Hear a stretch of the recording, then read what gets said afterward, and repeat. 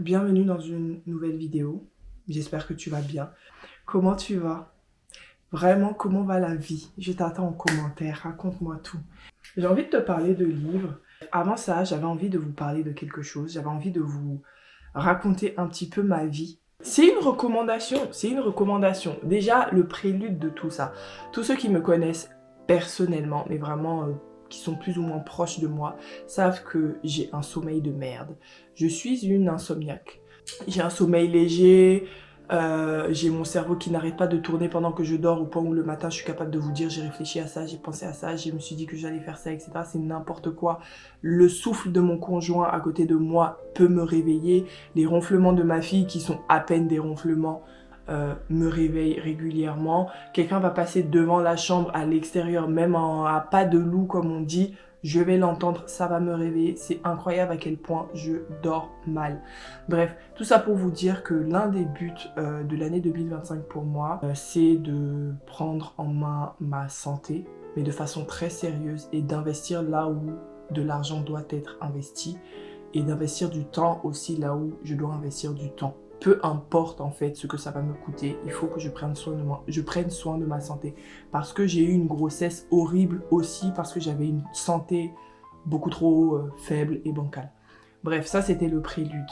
On va parler du coup de sommeil. Parce que il n'y a pas que ça que j'ai comme problème dans ma santé, mais on va parler de sommeil. L'un de mes collègues m'avait parlé d'un centre du sommeil dans le Nord. C'est vraiment un hôpital, c'est pas le seul qui fait ça, mais c'est vraiment un hôpital qui a développé toute une section de recherche, ce qui est assez rare, autour du sommeil et qui rassemble plusieurs spécialistes. Donc il y a la pneumologie, il peut y avoir bref plein de trucs. Ce collègue là m'avait parlé de ça en disant écoute, essaie de prendre rendez-vous, on sait jamais et tout. Donc Yann a pris l'initiative de prendre rendez-vous pour moi depuis novembre, et mon rendez-vous c'était en mai. En mai là. Donc comptez depuis novembre, début novembre qu'on a pris rendez-vous, le rendez-vous était en mai. J'ai fait mon premier rendez-vous qui m'a coûté bonbon, mais comme je disais, cette année on investit. On fait pas de l'argent pour rien. Et à la suite de ce rendez-vous, deux choses sont ressorties. Première chose, je vais passer une nuit à l'hôpital où, ça c'est assez classique, hein, on va monitorer mon sommeil, etc. C'est souvent pour des gens qui font de l'apnée du sommeil. Je croise très fort les doigts pour pas faire de l'apnée du sommeil. Et mon médecin, parce que j'avais un questionnaire de 4 pages, je devais monitorer moi-même mon sommeil et mon état dans la journée pendant 2 semaines avant le rendez-vous. Donc mon médecin a lu tout et il m'a dit, je pense qu'il y a un côté psychologique aussi. Moi je vois beaucoup d'anxiété, je vois beaucoup de stress, je vois pas de dépression, etc. Je pense que ça pourrait vous servir de faire une thérapie cognitive de l'insomnie. Et c'est ça ma recommandation. Parce que je ne connaissais pas ça. Parce que j'imagine que c'est un domaine médical qui n'est pas très connu.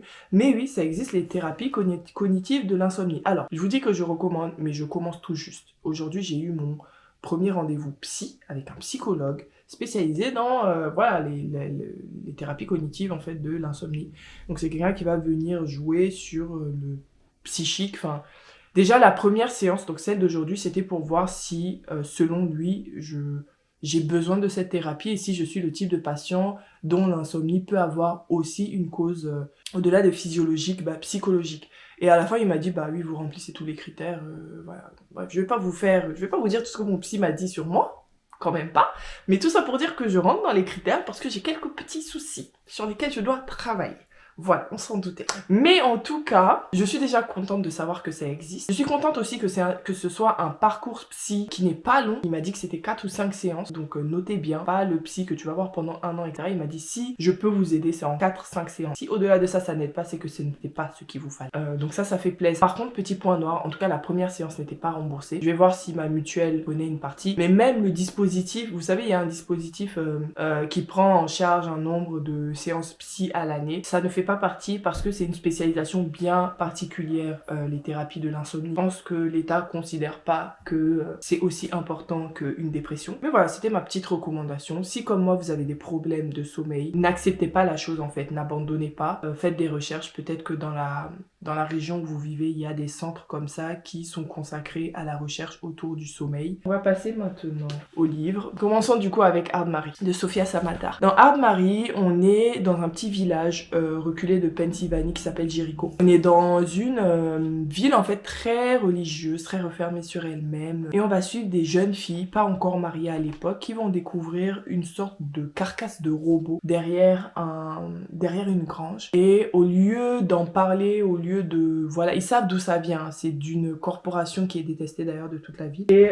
au lieu de, voilà, d'en parler, de la montrer au chef du village ou whatever, au maire et tout, elle décide de garder la carcasse pour elle et de l'appeler Hard Mary. Et on va les suivre dans leur vie avec Hard Mary qui va de plus en plus, entre guillemets, se comporter comme une humaine. C'est ce qui est écrit derrière, mais je trouve que ça c'est trompeur, le fait de dire elle va de plus en plus se comporter comme une humaine. Faut pas le voir comme ça.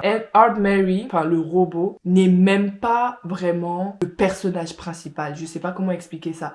Les personnages principaux, c'est les jeunes filles et qui deviennent des femmes qu'on va suivre. C'est vraiment elle, c'est pas Hard Mary. Le robot n'a pas vraiment d'intention. Je sais même pas si on peut appeler ça de la SF. Donc tu auras compris, j'ai pas été convaincue. En fait, je me suis ennuyée. Je n'ai pas compris ce que l'autrice essaie de nous faire passer comme message ou comme histoire, comme récit.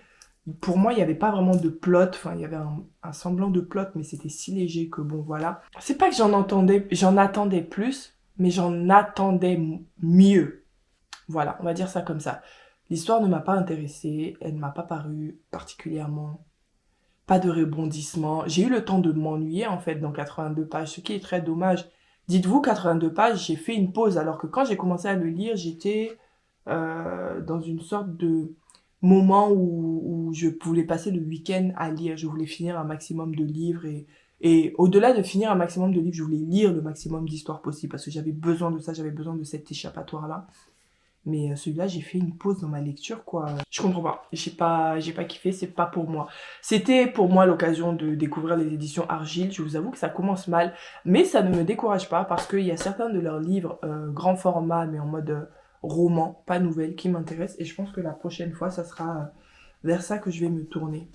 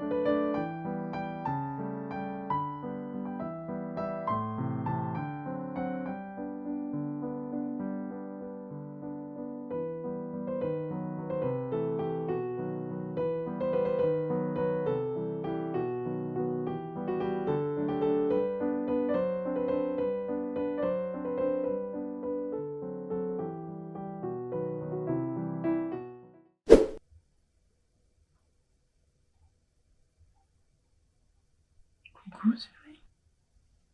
Coucou ma Zuri. On va faire une grosse sieste. On va pas te déranger. D'ailleurs, j'en profite pour vous montrer, vous avez vu du coup derrière moi, mais mon nouveau coin, je vais dire lecture, mais en vrai je lis pas tant que ça ici pour l'instant. Je voudrais changer le fauteuil qui est par terre parce qu'il est très moche, enfin j'aime pas. J'aimerais quelque chose de plus cosy, de plus réconfortant, de plus englobant, mais bon bref. Tout récemment j'ai demandé à Yann si on pouvait aller acheter des petites planches, il me les a installées et je me suis fait ce petit coin là. Je le trouve trop beau avec toutes mes plantes. Oh là là. Ne sont-elles pas magnifiques? Je vais vous faire un plan de tour, même si personne ne me le demande. Écoutez, vous allez subir, je m'en fous. Mais voilà, c'était mon petit coin lecture. Bon, je suis enfin relâ. pas mal de temps après le dernier clip, encore une fois, comme d'habitude. On va continuer directement. Je vais te parler du coup de l'opéra de Charia de Sylvie Lenné, qui est édité en poche chez la collection Helios, qui fait partie de Actu SF et d'autres maisons d'édition, mais dont je ne saurais pas te citer le nom. Écoute, c'était une bonne lecture. Donc déjà, de quoi ça parle? On nous dit qu'on suit Sohan, qui est née dans un vaisseau spatial, donc elle fait partie de ces gens qui sont nés dans des vaisseaux spatiaux et qui n'ont pas vraiment de terre d'origine. Ils sont vraiment des... je crois qu'on leur donne des noms dont j'ai oublié le nom, parce que ça fait un moment quand même que je l'ai lu et ce n'est qu'une nouvelle. On va pas se mentir, il fait 100 pages. 100 ou 120 pages. Donc bref.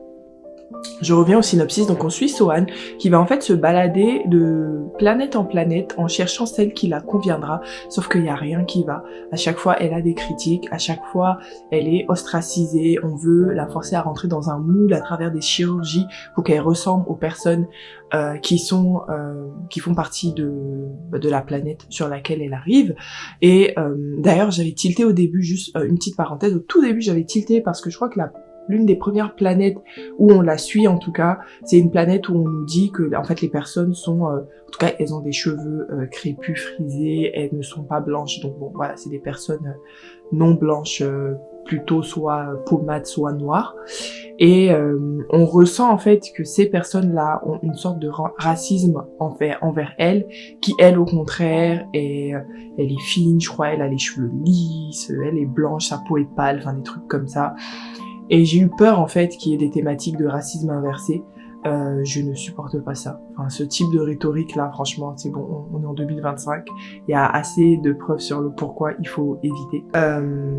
Bref, mais en fait c'est pas du tout ça. C'est vraiment le fait que chaque planète va vouloir te mouler à son image, à elle, et elle va aller dans d'autres planètes et on va voir qu'à chaque fois c'est à peu près la même chose. Enfin, on voit pas pour toutes les planètes, mais en tout cas on nous l'explique. Bref, je reviens au synopsis. Et un jour elle va croiser un monsieur qui est un peu dans la même situation qu'elle, qui va lui dire qu'en fait lui il a entendu parler d'une planète particulière. Quand tu vas là-bas, c'est la planète qui s'adapte à toi et non le contraire. Concept très bizarre, mais en fait toute la faune et la flore de la planète et les autochtones de la planète en fait, qui ne sont pas des humains, hein, c'est pour ça que j'ai utilisé le mot autochtone et pas homme, vont s'adapter en fait à toi plutôt que le contraire. Et c'est une planète apparemment où tout le monde peut se sentir chez soi. Donc en fait elle va faire cette démarche d'essayer d'aller, essayer, c'est le mot, d'aller sur cette planète parce que elle n'est pas ouverte à tout le monde, bien au contraire. Et on va la suivre dans ce périple et plus si affinité. J'ai bien aimé. Ça a été très intéressant, ça a été très bizarre. C'est vraiment original comme récit. L'angle que l'autrice a pris pour nous raconter un nouveau peuple, une nouvelle faune ou une nouvelle flore est très original. Enfin moi je n'avais jamais lu ça. Après bon, mon répertoire de SFLU n'est pas non plus très très fourni, mais quand même, j'ai trouvé ça très original, c'est plutôt bien écrit, j'ai pas grand chose à dire sur la plume, juste c'est bien écrit, c'est agréable à lire pour le coup, mais le gros point positif, c'est vraiment tout le monde que a mis en place l'autrice, c'est même pas le personnage principal qui nous intéresse le plus, c'est vraiment tout ce qu'il y a autour d'elle. D'ailleurs, le personnage principal, je dois vous dire que je ne l'ai pas aimé, elle m'a pas été agréable. Au contraire, elle a des points très très problématiques. Je me rappelle d'un moment où soit elle a violé ou elle voulait violer. Enfin, je ne suis plus sûre parce que ça fait un moment quand même que je l'ai lu et ça fait un moment que je dois vous en parler et que j'ai pas eu le temps. Mais en tout cas, elle est très problématique. C'est pas le type de personnage principal que tu vas kiffer, mais en même temps, elle est très banale. C'est-à-dire, elle ne fait pas connerie sur connerie ou atrocité sur atrocité non plus, c'est-à-dire elle a fait une grosse connerie qui vraiment m'a fait sortir de mes gonds, on va pas se mentir, mais au-delà de ça, c'est une meuf très banale, très self-centered, très égoïste en fait au final, et très humaine, et on va la suivre dans son périple, et j'ai bien aimé, non j'ai vraiment bien aimé, donc je vous conseille, il est vraiment pas long, il fait 100 pages, il coûte 8€, enfin c'est un poche quoi, donc voilà, sachant que je l'ai reçu en service presse avec, il est là-bas, la couronne, le bouffon de la couronne de Thibault Lafargue, qui est ma lecture en cours, je suis à 200 pages. Je t'en parle après. D'abord, je te propose de faire un petit book haul. Je vais te présenter quelques livres qui sont venus ça et là depuis les derniers mois. Je ne pense même pas que ce soit tous les livres qui sont arrivés à la maison les derniers mois. Mais franchement, je suis tellement dans un rythme bizarre de vidéos que je Je n'arrive plus à vous présenter les choses de façon chronologique. J'essaie de le faire au feeling. C'est beaucoup plus agréable pour moi. Donc voilà, je vais te présenter ces livres-là qui en même temps font partie de ceux qui me donnent le plus envie dernièrement. Donc ça tombe bien. Déjà, le premier, je l'ai déjà lu. Il est arrivé, je l'ai lu dans les semaines qui ont suivi. C'est Witchcraft for Wayward Girls de Grady Hendrix. Donc c'est en VO, je l'ai lu quand on est allé, enfin je l'ai acheté quand on est allé aux Pays-Bas avec Yann, voilà, pour des petites vacances. C'était bien, mais je t'en reparle plus tard, c'est pas le but. Et juste pour le synopsis, parce que bon, c'est un book haul, mais quand même, on va suivre des jeunes filles dans les années 30 aux États-Unis qui sont enceintes sans être mariées. C'est un problème, et du coup on va les mettre dans une maison, ce qu'ils appellent les White House, je crois. C'est des maisons en fait où on met ces filles pour qu'elles accouchent en retrait de la communauté, isolées de tous et surtout pas vues de toutes, de tous et de toutes d'ailleurs, et donc entre elles, et le but c'est que lorsqu'elles accouchent, elles donnent en adoption, enfin on leur achète en fait les bébés sans même qu'elles aient l'argent de cet achat-là, enfin bref, ça c'est particulier. Donc en fait leurs parents vont aller les jeter quelque part là-bas le temps de la grossesse et après repartent chez leurs parents. Et du coup nous on va suivre une de ces jeunes filles qui s'appelle, je ne sais plus, parce que elle s'appelle Fern, enfin elle s'appelle pas vraiment Fern, mais dans le livre on l'appelle Fern, qui est dans cette situation-là et qui va découvrir ces filles-là. Il y a la troupe de la Found Family, etc. Et un jour, il y a une bibliothécaire d'une bibliothèque itinérante qui va lui prêter un livre particulier qui serait un livre de witchcraft, donc de sorcellerie. Et à partir de là, tout va partir en couille. C'est à peu près ça. On continue avec... Oh, désolé, ça a dû bouger parce que j'ai déposé le livre là où est posée la caméra en fait. Bref, Fable for the End of the World de Ever Read, que j'ai acheté exactement au même endroit que Witchcraft for Wayward Girls. Et celui-là je l'ai pas encore lu. C'est une sorte de fantasy, il me semble, d'anticipation, je crois. Et dedans il y a une romance FF, donc entre deux femmes. Ça m'a bien m'intéressé, sachant que l'autrice Ever Read, c'est l'autrice de Juniper and Thorn, qui a été un coup de cœur pour moi. J'ai aussi lu un autre livre qu'elle a écrit, dont j'ai oublié le nom là, qui est plus Dark Academia, que j'ai moins aimé, même s'il a été agréable, mais c'était genre 3 étoiles. Enfin, j'ai été déçue en fait, connaissant l'autrice. Et celui-là, on est dans un monde où on encourage la population à prendre des dettes de fous malades, et quand tu es surendetté, il y a un jeu, enfin... Tu es qualifié en fait pour participer à un jeu dans lequel des personnes vont juste essayer de te tuer. Enfin, c'est une sorte de chasse à l'homme, grandeur nature, dans la ville, dans le pays, on sait pas trop. Les personnes qui vont vous chasser pour vous tuer, forcément gagnent de l'argent si elles arrivent à vous tuer. Et vous, si vous arrivez à vous en sortir pendant je sais pas combien de temps, vous n'avez plus de dettes, on efface vos dettes. Et on va suivre le personnage principal qui est la fille de la personne en fait qui a été surendettée, et c'est sa mère qui l'a qualifiée pour ce jeu horrible. Et voilà. Et il me semble que la romance FF va être entre la personne qui la chasse et elle. Ça a l'air assez classique, mais franchement j'ai hâte. Et puis surtout je fais confiance à l'autrice, c'est plus ça.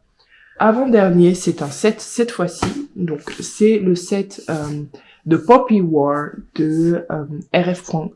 Donc The Poppy War, c'est une trilogie qui m'intéresse depuis longtemps, mais j'ai jamais juste osé. Ça m'intimide assez pour le coup, mais voilà. Quand j'en entends parler, je pense que je vais aimer. J'attendais qu'il soit traduit parce qu'il me semble que la plume est assez complexe. Malheureusement, heureusement, je sais pas trop dire, c'est De Saxus qui l'a traduit, et ils ont quand même des antécédents de traduire de façon assez bancale, même si je sais que pour le précédent de l'autrice Babel, ils avaient payé un traducteur connu et très compétent, et du coup, il me semble que la traduction était très très bien faite. Donc comme quoi, quand ils veulent, ils peuvent, quand il y a les enjeux qui vont avec. Mais voilà, je ne sais pas s'ils ont fait pareil pour celui-là, et puis surtout, je voulais l'acheter en VF, mais les couvertures ne me semblaient pas, déjà pas plus belles que les VO, et les livres coûtent bien trop cher par rapport à l'attrait que j'en avais. Donc je me suis dit, écoute, j'ai vu qu'il y avait une offre en fait pour avoir le bundle à 27 €. Donc vous pouvez retrouver ça sur Blackwell, je crois, si vous voulez pas commander sur Amazon et tout, voilà, ce qu'il faut éviter. N'hésitez pas à aller sur Blackwell, c'est les mêmes prix. Donc voilà, là il m'a coûté les 3 livres à 27 €, c'est vraiment pas cher. Donc Quand j'aurai le courage, celui-là, je sais pas quand est-ce que je vais le lire. Il y a plus de chances que je lise celui-là avant celui-là, parce que il m'intimide quand même un petit peu. Et le dernier que je vais te présenter, qui a été une précommande qui n'en est pas une, c'est une réédition en fait d'un livre. Donc c'est la première fois que je me procure un livre des éditions Hurlevent. Donc c'est une maison d'édition qui s'est spécialisée dans tout ce qui est gothique, il me semble, historique, pas trop de paranormal ni de fantasy, mais il peut y en avoir un petit peu, mais c'est vraiment le gothique, il me semble, et l'historique, le truc. Donc cette fois-ci, c'est Descendre sur tes mains de Nora Lake. Nora Lake est une autrice que j'ai déjà lue dans les sorcières, j'ai oublié, c'est pas ici. C'est pas ici malheureusement, sinon je vous aurais dit, mais c'était un livre qui a été écrit à 4 mains avec Cécile Guillot, que j'avais bien aimé, que j'ai trouvé un peu trop jeunesse, même si c'était normal, je savais que c'était censé être jeunesse en fait. Mais c'était tellement bien écrit que je me suis dit, putain, si ça c'était de l'adulte, j'aurais kiffé. Et du coup, ça c'est l'un de ses premiers romans, il me semble, qui a vraiment été aimé de la population française, en tout cas des gens qui aiment ce type de livre. Donc je me suis dit, écoute, c'est l'occasion de la soutenir et aussi de me procurer un livre que j'ai beaucoup de chance d'aimer. On nous dit Angleterre, fin du 19e, une jeune orpheline recueillie par un étrange tuteur, un manoir lugubre prenant racine au cœur de la forêt, des amours scandaleuses, des portes qui s'ouvrent et d'autres qui restent closes, une partie d'échecs qui s'éternise. Voilà, c'est manoir, j'espère hanté, j'aime bien ce type de trope, et des parties d'échecs. Je pense que ça va me plaire. Voilà, c'était à peu près tout pour le book haul.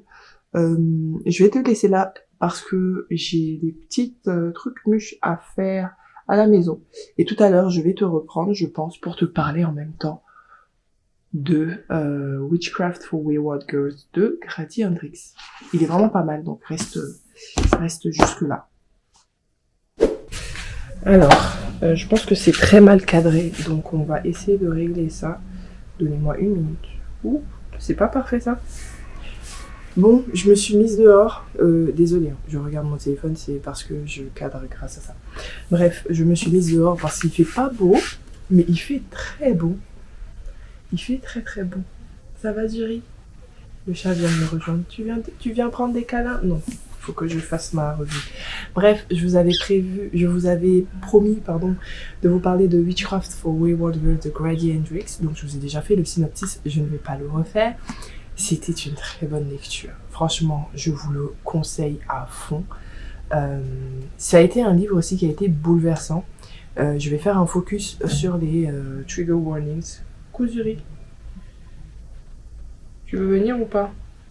Non? Bref, je vais vous faire un focus sur les trigger warnings parce que mine de rien, ils sont quand même assez lourds et du coup ça fait que c'est pas forcément un livre pour tout le monde. Donc trigger warnings pour maltraitance, pas forcément, bon, je veux dire pas forcément physique, si il y a de la maltraitance physique, mais surtout de la maltraitance psychologique et médicale. Tout ce que tu peux imaginer qu'on ferait à une jeune fille en 1930 qui tombe enceinte alors qu'elle n'est pas mariée, du coup c'est pas normal, etc. On leur fait là. Donc ce n'est pas simple. C'est un livre que je déconseille précisément à toutes les femmes. Coucou Zuri, je sais pas si vous allez la voir. On a la participation de mon chat. Coucou. Oh, ça va ma chérie? Juste pour te donner ton heure de gloire, je montre le mess de la maison. Enfin de la terrasse plutôt. Mais bon bref, je reviens sur mon livre. Oh, si j'arrive à... Bref, donc je disais, je déconseille à toutes les personnes qui sont dans la même situation que moi, qui sont jeunes mamans, qui viennent d'être mamans ou qui sont enceintes. Ça va beaucoup vous angoisser. Moi ça va, je trouve que j'ai plutôt bien supporté au final tous les trigger warnings, et je saurais pas dire pourquoi, je pense que c'est bien écrit. Je pense que l'auteur, parce que ça m'a étonné, c'est un homme quand même qui parle d'une thématique qui touche à 100% les jeunes femmes en fait, donc c'est osé de sa part, mais il a très bien fait les choses. C'est-à-dire que c'est de l'horreur, c'est graphique sans aller dans le too much. Typiquement, on a 2 scènes d'accouchement. Une qui est dans du paranormal, c'est-à-dire c'est ce qui va se passer pendant l'accouchement en fait n'est pas normal, c'est du domaine de l'horreur paranormal. Donc c'est vraiment horrible, c'est vraiment horrifique, mais sans manquer de respect au corps féminin. Et de ce côté-là, c'est plutôt bien fait parce que c'est tellement horrifique qu'on n'a pas l'impression. il n'y a pas de considération de ouais c'est un corps de femme, c'est un corps d'homme, et c'est juste horrible ce qui se passe. Et le deuxième accouchement, cette fois-ci, c'est une des jeunes filles qui accouche, et c'est très médical, c'est très chirurgical, c'est très froid. Et je pense que l'auteur a fait exprès parce qu'il s'est dit ouh, il y a du vent, j'espère que vous allez m'entendre. Je suis désolée. J'essaie de me rapprocher un petit peu. Mais je pense que l'auteur a fait exprès de rendre cette partie-là très froide, très chirurgicale, justement pour ne pas manquer de respect par rapport à tout ce qui se passe. C'est vraiment un accouchement de façon très froide, très chirurgicale, mais avec toutes les violences médicales en fait qu'il peut y avoir dans le monde même contemporain au final. Et ça légitimise. Bref, ça donne du crédit, si tu veux, à tous les témoignages de femmes contemporaines qui ont vécu des violences au niveau médical. Et voilà, parce qu'en fait, c'est très froid, c'est très vrai, mais en même temps, tu perçois toutes les violences, à quel point elles sont disregard, à quel point juste le fait qu'elles soient pas mariées ou que ce soit des jeunes filles, on en fait ce qu'on veut, en fait, on les force à plein de choses.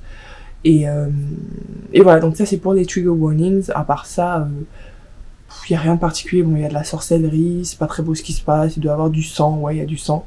Il y a pas de bêtes particulièrement horribles ni rien, donc c'est à peu près tout.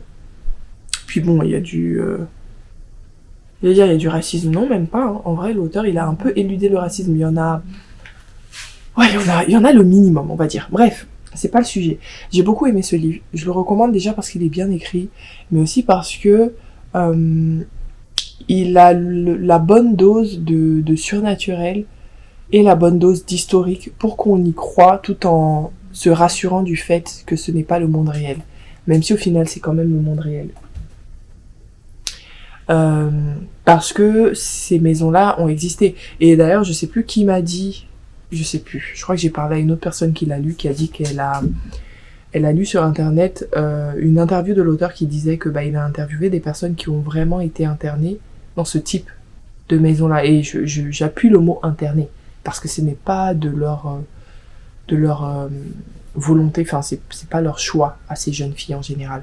Et elles se retrouvent en plus à devoir abandonner leur bébé, alors que très souvent, en accouchant, elles changent d'avis, elles veulent garder le bébé, ou pendant la grossesse, elles se disent finalement je veux le garder, mais on leur donne jamais le choix, quoi.